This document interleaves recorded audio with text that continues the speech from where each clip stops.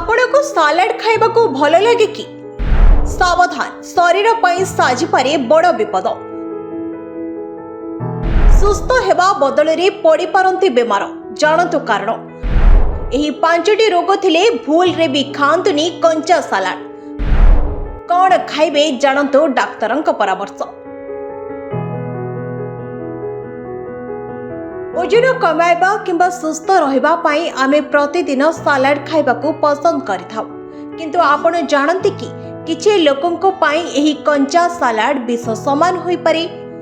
स्वास्थ्य विशेषज्ञंकर सतर्कवाणी अनुଯାयी 5टी परिस्थिति रे कंचा सालाड खाइबा अत्यंत विपदजनक साजिथाय।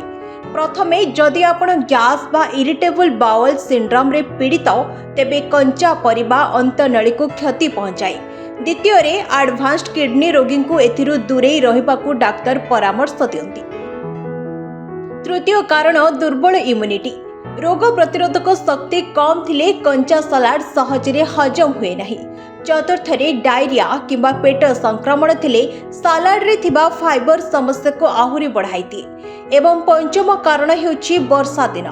एही समय रे पनीपरिबा रे थिबा सूक्ष्म कीट पतंग पानी रे धोइले मध्य नष्ट होंती नाही। तेणु विशेषकर वर्षा ऋतु में कंचा बदल में सीजा किंबा रंधा पनीपरिबा खाइबा स्वास्थ्य पई सबठारु निरापद। सुस्थ रुहंतु, सचेतन रुहंतु। Bureau report, PTV।